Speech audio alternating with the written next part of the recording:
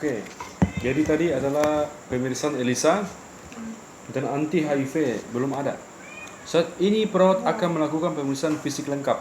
Apakah alat pelindung diri yang perlu dipakai untuk melakukan prosedur di atas? A. Sarung tangan. B. Sarung tangan dengan gaun. B. Sarung tangan dengan masker. B. Sarung tangan, masker, dan gaun. Yang manakah yang perlu dipakai?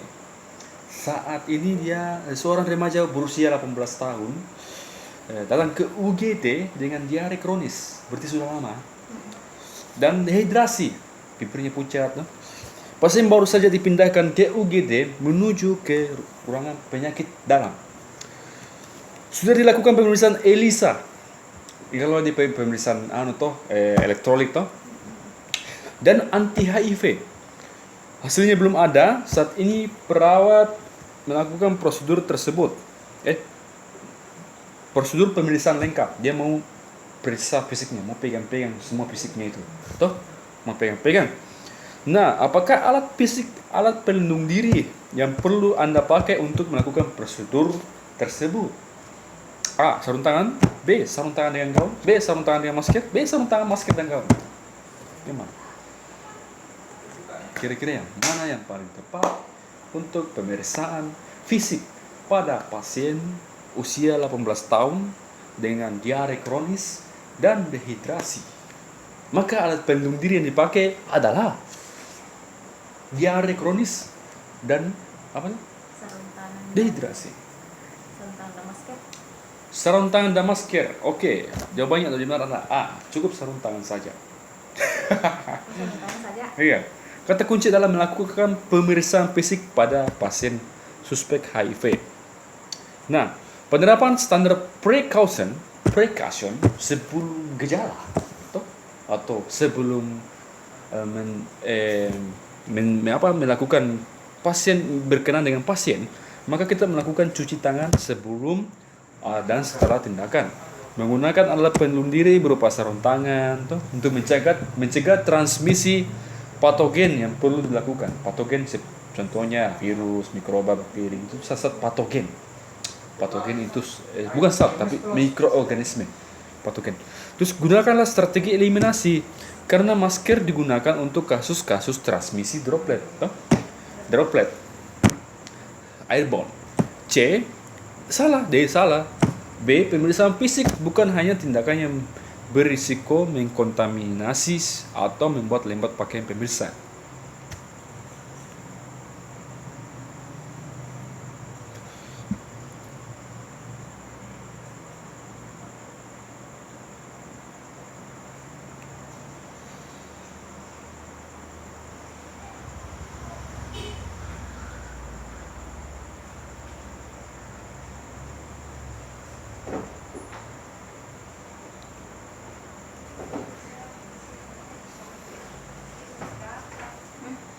Oke, lanjut Mi.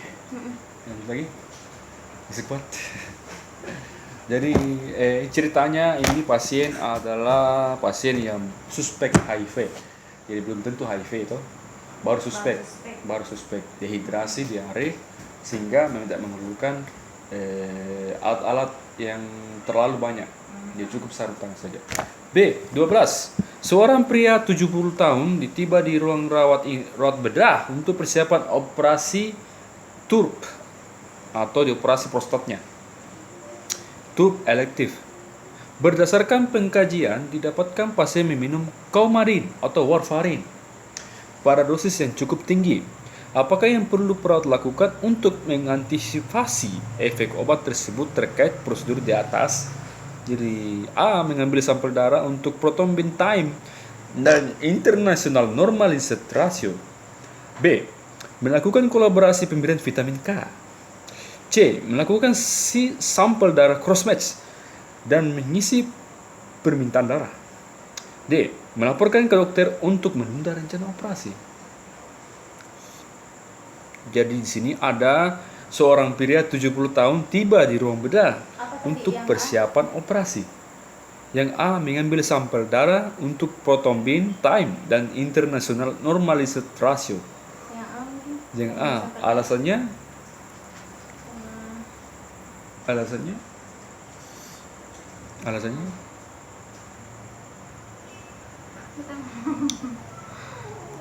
Jadi di sini kita melihat bahwa soalnya menyatakan ada seorang 70 tahun, pria 70 tahun akan bersiap-siap untuk dioperasi.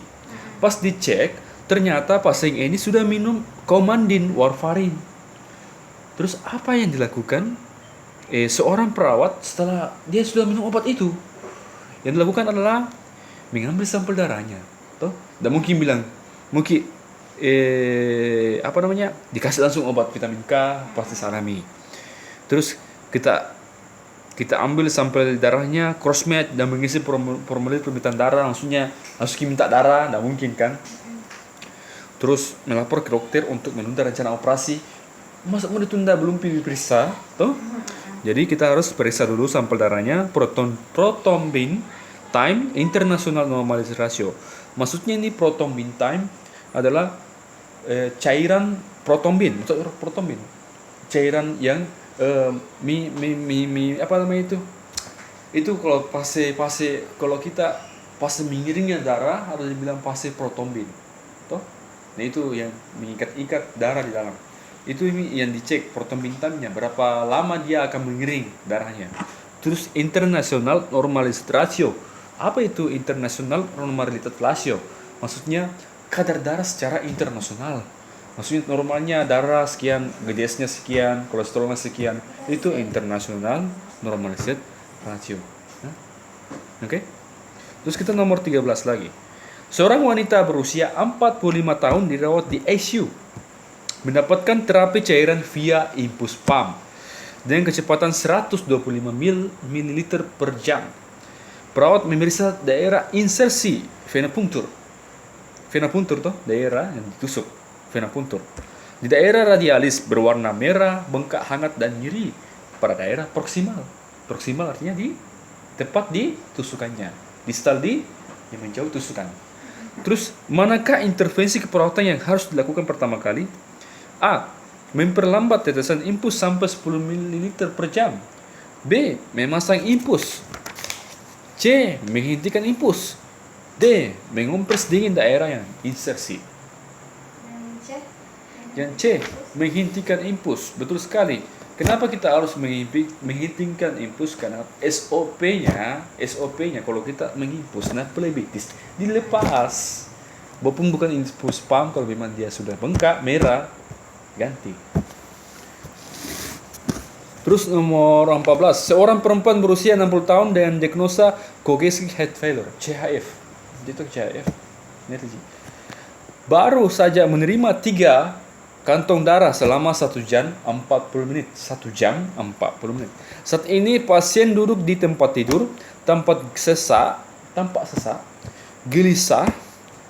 Hasil auskultasi menunjukkan adanya kriklas, toh? Dan pada bagian basar paru kanan dan kiri kriklas. Gitu loh, kriklas. Apakah jenis komplikasi transfusi yang dialami pasien? A. Kelebihan cairan. B. Reaksi hemolitik akut. C. Alergi transfusi. D. Reaksi demam non hemolitik. Jadi di sini pertanyaannya, apakah jenis komplikasi transfusi yang dialami pasien? Jadi komplikasi transfusinya. Diulang lagi, seorang perempuan 60 tahun dengan diagnosa CHF sudah menerima 3 kantong darah 1 jam 40 menit. Saat ini pasien duduk sesak dan gelisah. Sudah kasih darah tapi sesak dan gelisah. Dan hasil auskultasinya ada kriklas di bagian basal paru kanan dan kiri, sesak tomi, gelisah tomi. Apakah jenis komplikasi transfusinya ini? Kenapa sudah dikasih darah tapi mengalami komplikasi apa? A. Kelebihan cairan. B. Reaksi hemolitik akut. C. Alergi transfusi. D. Reaksi demam non hemolitik. Kelebihan cairan? Ya, kelebihan cairan. Komplikasi transfusi, sesak dan gelisah itu adalah kata kuncinya. Berdasarkan data di atas, maka jawaban yang paling tepat adalah A. Karena kelebihan volume cairan terjadi saat sejumlah cairan diberikan melalui infus dalam waktu singkat, sehingga menyebabkan terjadinya perpindahan cairan interstisial paru. Untuk bilang interstisial itu contohnya ini kulit terus bengkak, ada cairan-cairan dilihat dalam itu, dia memasuki cairan interstisial. Jadi ada kulit di bawahnya jaringan, dia mengisi cairan di situ, itu interstisial. Terus kalau yang disebut dengan interstisial paru, ini lapisan di tengah-tengahnya ada cairan, itu interstisial toh. Jadi kalau ini kita lihat tadi 1 jam 43 kantong, 1 jam ini 2 jam 3 kantong terlalu cepat. Jadi karena terlalu cepatnya mengakibatkan kelebihan cairan sehingga memaksa cairan masuk ke interstisial paru sehingga bunyi keras. Apa itu bunyi keras adalah bunyi yang diakibatkan karena gangguan ada cairan dalam paru. Keras. Kalau rongki, itu apa itu? Kalau rongki apa dia? Kalau rongki, kalau keras. Kalau bunyi rongki dia apa? Kalau rongki, ya di saluran pernapasan adanya lendir tuh, kalau rongki, kayak gitu, rongki. Kalau keras, tidak bunyi di mulut tapi bunyi di dalam paru-paru, kayak ada cairan. Gitu. Lanjut, seorang pria berusia 50 tahun dirawat di rumah sakit dengan diagnosis gagal ginjal kronik stage 4. Gagal ginjal stage 4, parah ini. Hasil pemeriksaan diperoleh pernapasan cepat dan dalam kosmol. Untuk pernapasan kosmol. Kosmol. Apa artinya? Apa pernapasan kosmol?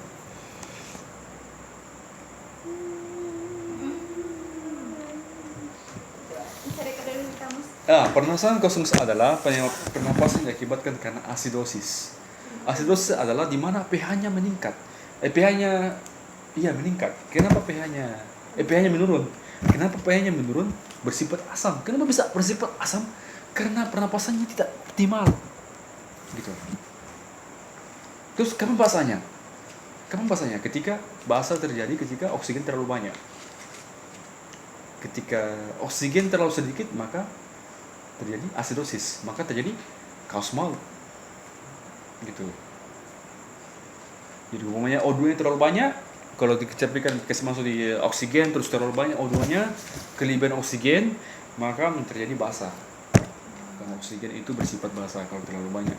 Kalau kurang oksigen maka bersifat asidosis. Kalau orang sesak, apakah dia kosmol? Bisa saja kosmol. Bisa saja. Terus bagaimana gambaran pembahasan gas darah ya? Yang mungkin sesuai dengan kondisi di atas.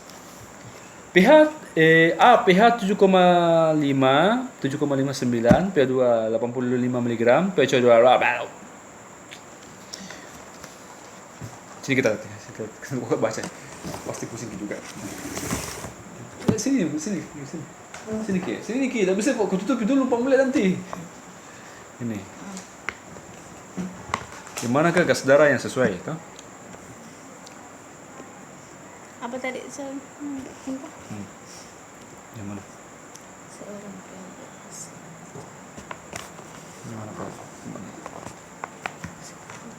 Yang mana yang tepat? Yang mana yang tepat?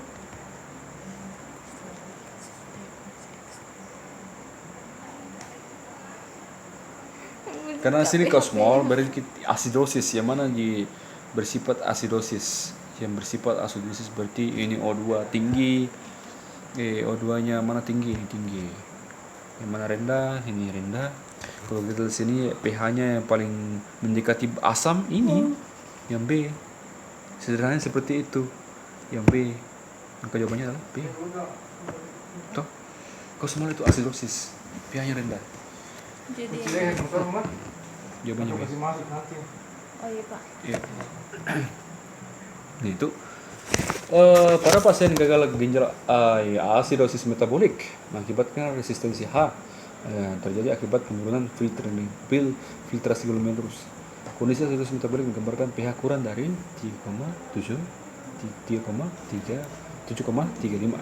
HCl kurang dari 22 dan pH 2 normal memotong turun. Jadi kalau harus tahu apa dibilang kosmol berapa standarnya, intinya dia di bawah 7,35.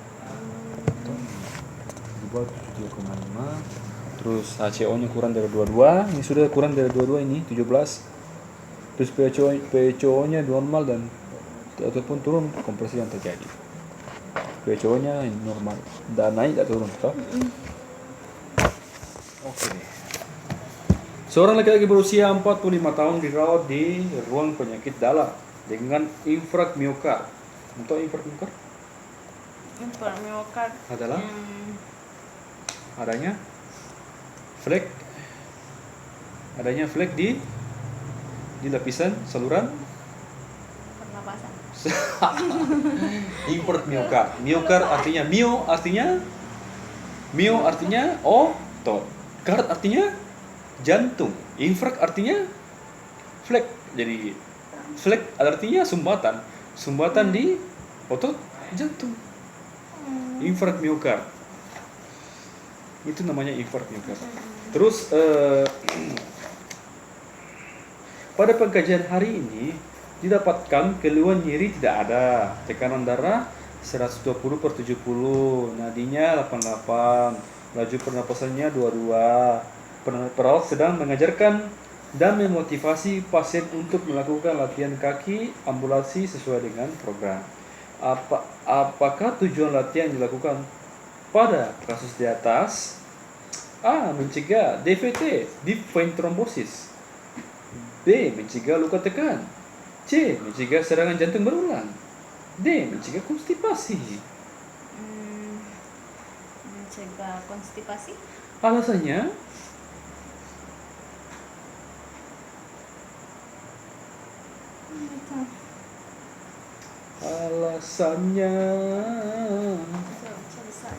jadi sini kita lihat semuanya normal, dia punya riwayat infart miokard, terus perawatnya mengajarkan motivasi untuk banyak latihan kaki dan ambulasi sesuai program, di mana ini DVT, deep vein thrombosis, adalah DVT itu terjadi pada kaki.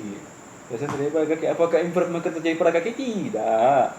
Terus mencegah luka tekan tidak ada luka tekan, kan di dalam jantung. Terus mencegah serangan jantung berulang, ini normal, tidak ada serangan jantung berulang. Tuh. Yang adalah D. Latihan kaki dan ambulasi pada pasien bed rest tujuannya untuk mencegah terjadi DVT. Kontraksi otot akan meningkatkan aliran balik ke vena dan mencegah hemostatis estimasi bawah. Latihan yang dilakukan saat ini tidak cukup untuk mencegah konstipasi, luka tekan maupun serangan jantung berulang. Ini salah, jawabannya bukan D. Jawabannya ini A. Ini tuh, latihan kaki dan ambulasi para pasien bed rest tujuan untuk mencegah terjadi DVT. Kenapa D? Latihan kaki dan ambulasi itu. Kontraksi otot akan meningkatkan aliran darah balik vena dan mencegah hemostatis aktivitas bawah. Latihan ini dapat dilakukan saat ini tidak cukup untuk mencegah konstipasi. Maksudnya, karena jawabannya D. Luka tekan ataupun serangan berulang, berarti cocoknya A jawabannya. Ini pusing, ini salah ini dari kunci jawabannya, percaya. Ini jawabannya A. DVT di vein thrombosis. Betul itu, karena infrak miokard itu bisa mengakibatkan flek toh. Ada flek di dalam saluran dalam itu, kan itu dibilang jantung. Ada saluran besar, ada saluran kecil. Nah ini saluran kecil yang masuk ke dalam otot jantung, itu yang mengalami flek. Berarti ada kolesterol toh, ada kolesterol, ada trombosis. Trombosis artinya ada pembukaan darah, ada flek di situ muncul. Nah itu kalau ada flek begitu masuk ke dalam cairan, masuk ke dalam pembuluh darah, bisa sampai di sini di bawah ini, di vein bisa sampai ke sini. Nah kalau di sini nanti tersumbat, toh di arah antara vein ini, vein bentuk V begini, di sini tersumbat. Nanti itu kalau tersumbat lama di situ banyak mengakibatkan ada sumbatan yang besar. Pas dibuka begini, karena saking lamanya tidak pernah bergerak, keluar ini masuk ke jantung, akibatnya menjadi gagal jantung. Jadi, makanya kita harus sering beraktivitas untuk mencegah DVT, di mana riwayatnya adalah infart miokard, berarti kolesterol tinggi atau penyebab yang lain, seperti trombosis. Makanya jawabannya adalah DVT. Gitu. Itu penjelasannya. Walau tak confirm itu. Lanjut nih, seorang wanita berusia 51 tahun diagnosa non-insulin dependent diabetes mellitus. Saat ini pasien mendapatkan sulfonylurea dengan agen hipoglikemik oral Perawat akan menjelaskan tentang pentingnya obat tersebut untuk mengontrol gula darah. Apa yang perlu dijelaskan perawat terkait cara kerja obat yang diberikan? A. Meningkatkan pengambilan dan penggunaan glukosa dalam sel. B. Menggunakan insulin yang diproduksi tersedia untuk digunakan. C. Menstimulasi pankreas untuk memproduksi dan melepaskan urin. D. Meningkatkan pemecahan lemak dan protein. Jadi di sini seorang wanita usia 51 tahun didiagnosa non insulin dependent diabetes mellitus, seperti non insulin. Toh? Saat ini pasien mendapatkan sulfonylurea sebagai agen hipoglikemik oral. Maksudnya hipoglikemik apa? Hipo kurang, glikemik artinya kadar gula kurang. Jadi sulfonylurea sebagai agen hipoglikemik oral. Perawat akan menjelaskan tentang pentingnya obat tersebut untuk mengontrol gula darah. Apa yang perlu dijelaskan perawat terkait cara kerja obat yang diberikan? A. Meningkatkan pengambilan dan menggunakan glukosa ke dalam sel. B. Membuat insulin diproduksi lebih tersedia untuk digunakan. C. Menstimulasi pankreas untuk memproduksi atau melepaskan insulin. Meningkatkan pemecahan lemak dan protein. Yang mana benar? Menstimulasi. Ya, betul itu. Ini. Menstimulasi pankreas untuk memproduksi dan melepaskan urin. Alasannya adalah cara kerja obat sulfonylurea adalah menurunkan gejala darah sehingga menstimulasi sel beta pankreas untuk mensintesa dan melepaskan insulin. Capek 20 pertanyaan tadi ini. 20